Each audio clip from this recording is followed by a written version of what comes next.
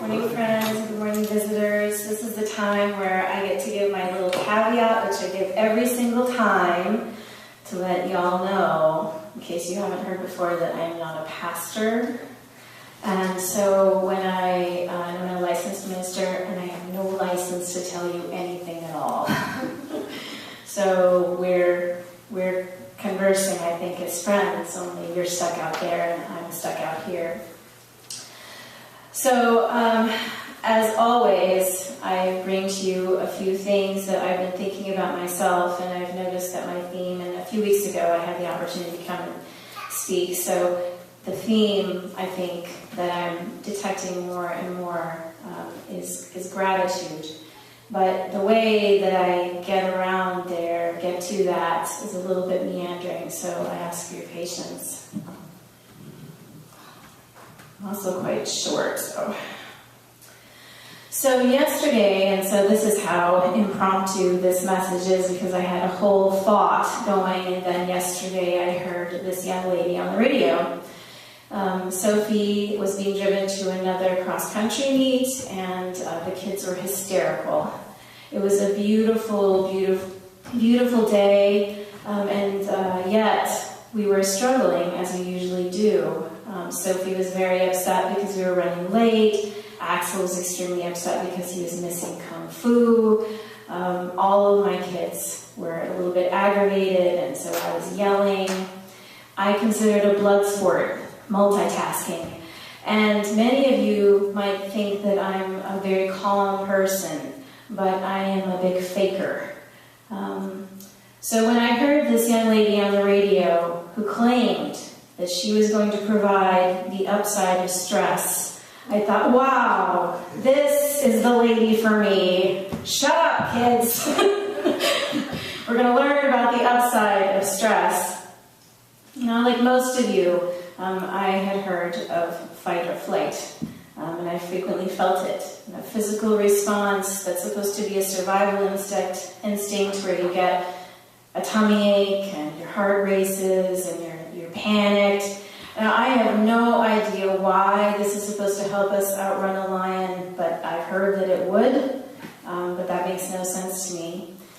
So for many years, I had tried very hard to calm down, to take a deep breath, to breathe in and out, to stay calm, to pretend to be less anxious or nervous, to say, good grief, woman, calm down, this is not a real lion. It's just a legal brief, or a job interview, or it's a long run, or it's very unhappy children. But Dr. McGonigal suggests that we approach stress differently. And the studies she discussed show that it is not stress itself that harms us, but what we believe about stress that matters most. Instead of calming down, she recommended that we use the energy produced by our fear and our anxiety, because this energy can free us from indecision and paralysis of will. Rather than looking at it as a separate monster, almost inside of our bodies, that rises to clobber us when we need to do our best thinking, the feelings we have under stress can be used to save ourselves and others. So how is that relevant to us? This is a beautiful morning. We're in a safe place, the weather is great, it's calm, but every single one of us knows, and every occupied spot in this church is quivering with joy, with fear, with anxiety, with stress, things that are due, things that must be accomplished, things we have failed to do. Each one of us brings our secret and not so secret stresses through those doors. When I was a child, I loved to go to church with my grandparents. They attended very quiet churches with predictable services and classical hymns and very solid-looking ministers. During those sermons, my sisters and I would sit near my grandmother and hold her hands and push on her veins. I don't know why we did that, but at any rate, not for her, but for us, church was a peaceful place. It was a refuge from chaos that we experienced in other places in our lives. But when I grew older and very desperate from the stress that I was experiencing. I remember flailing, upset and frustrated, because it was impossible for me to translate the increasing levels of panic and fear that I felt into any words at all. Sermons or words from religious people felt less and less relevant as I felt more and more unable to practice or to face the difficulties that I faced as a young person. I don't know what people thought at the time at the church that I went to when I was a young person, when I was a teenager. I relayed to you before that my mother's an evangelical fundamentalist, and so we were very preoccupied as a church, and they were very preoccupied as a church with concerns about the rapture. So we didn't discuss anxiety or fear very often, other than sort of an impending doom. But I know what my church did, and I know what the people in that church did. I don't know what they thought about our personal situation, which was quite dire. My father had disappeared, and my mother was working, and there were 6 of us. I had not gone to high school because I was homeschooled, and under very bizarre circumstances, and I was desperate to go to college, and I didn't know how to do that. But even though most of the people in my church felt that my going to college was pretty futile because the rapture was imminent, they came to my aid. They wrote letters, they gave me rides, they gave me a car. A particularly unfortunate gentleman taught me to drive, a stick. They encouraged me, they listened to me, and they opened their hearts to me, even though I was not now, nor then, a paragon of virtue or belief. In a nearly paralyzing time of my life, it was a few people in my church who gave me the courage to keep taking one step after the other, who believed in my abilities as a human being and gave me opportunity. I don't know how they found the strength and courage to do that, because I don't think the situation looked very promising. But despite my lack of belief, despite my lack of orthodoxy, sometimes my lack of good sense, person after person in my church stepped forward to make my education, my life, my family, and every good thing I have ever done as an attorney or as a person a possibility. Even now, today, I am overwhelmed with gratitude for the love and care that I was shown in those days. I am a believer in the experience that we call church. These rooms where we sit to be reminded to love others, the acts of faith we perform when we care for one another, the moments we choose despite our own anxiety, our own fears, our own insecurities to render aid to one another. Turns out, according to Dr. McGonigal, that the things that we are called by Jesus to do, to come together, to love one another, are good science and good for us too. The brain is a miracle. Even though there might be some debate about whether or not the brain was constructed cell by God, it acts as if it was, because our minds and our bodies thrive under difficulty when we do what God calls us to do. Under stress, our brains release oxytocin, not to be confused with oxycodone, a neurohormone that does 2 very important things. It drives us into the arms of each other. It drives us to seek connection. It drives us to courage. It drives us to care. It increases our ability to empathize. Second, it improves stress resilience by encouraging heart regeneration and heart cell growth. Who knew? It actually does make our hearts 7 times bigger. Oxytocin, which is also emitted when we hug each other or give birth, drives us to seek connection and community and can give us the courage we need to help others. even in times of stress. Helping others, reaching out, and extending ourselves beyond our own perceived abilities, despite anxiety, protects us from stress.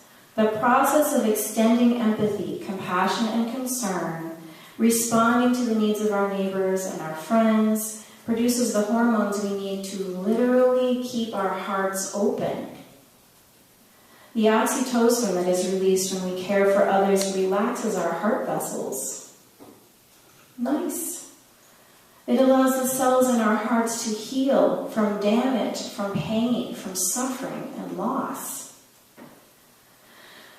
As a church family, we can look at new science and see that this is an old teaching.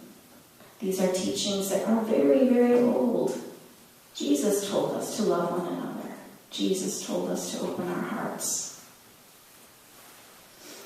As a church family going through our own, sometimes stressful times, we can be comforted when we notice that when we follow Jesus' teaching into the breach, in times of stress and difficulty, when others call upon us, we can allow ourselves to be the vessels of healing and care for others and heal ourselves in the process. We can do miracles with the courage our own bodies provide. We can rise above our limitations. This good doctor reports that when we use the energy available to us in our times of stress and anxiety to build relationships, we can experience the opposite of a normal human reaction to stress. The normal human reaction to stress is resentment and frustration. Why isn't this day perfecter? Why aren't my children more pleasant? Why don't I make more money? Why isn't my house cleaner? Why are my children ill? Why did my father die? So many, many resentments that we can carry that literally make us ill and sick can be cured through reaching out to others. When we use the energy available to us, our resentments can be transformed into gratitude. And isn't that what we are all longing for? I look at you and I see some visitors, and I see my dear, dear friends, my companions, my caring hearts in an event that has been stressful, events that have been so stressful, and particularly this past year. Not only that, but I have drug you people into my escapades. One after the other, you have come to my aid when I have had one challenge after the other. And I said, well, I just need a little bit of time, or I need a little bit of money, or I need a little bed, or I need a little this, or I need a little that. I need a hot dish after my surgery, or I need whatever it is. Time and time again, you have come to my aid, personally. I hope that you have drawn me into yours. We have gone through deaths and sorrow, loss of all kinds, emotional despair, joy, happiness, and luckily some births and elation all together. I have watched each one of you give your time and energy and heart. Even in our visitors, I see your sweet faces, and I can tell that you too have big hearts. I know that you give some way, somewhere, somehow to this place, to others, to the poor, to the needy, to your fellow students, to your fellow friends, to one another. When we bond with our communities, in times of stress, we heal ourselves. We experience the capacity to do good for others and with others, and in turn we will experience gratitude. I am grateful for each one of you today. Grateful for your friendship, for your kindness, for your care, for the things you do, big and small, those horrible meetings, all of that cleanup after in the kitchen, all of those dishes, all of the cookies. So much that it takes to keep this place going, to keep this place a place where we can come to care for one another. This is God's place on earth. Now, I'm going to do something, and I ask you to close your eyes, and I'm going to read a list, and I ask that you hold these names and these perfect and imperfect people and hearts that surround us with gratitude and love, and that we take a moment to appreciate one another, to take comfort in the presence of these big hearts, to take comfort in the fact that we are not alone, and that we allow ourselves to see these blessings all around us. Kitty, Norma, Michael, Ori, Marge, Steve, David, Cindy, Mary, Will, Scott,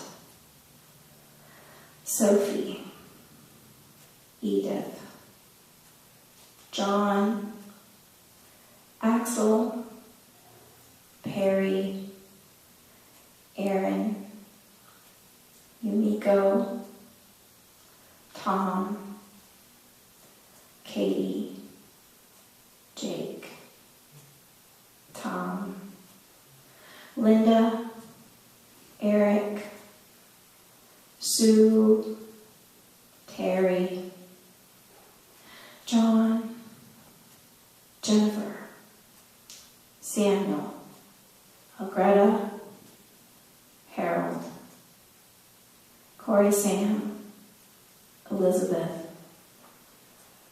and for the record, my husband who is not here, Danielle, and our visitors. Whatever we are experiencing, we are not alone, because we have each other. As we go into the world, may we take the time to turn to each other in times of stress. And may God give us all the blessings of courage, compassion, and resilience. Amen.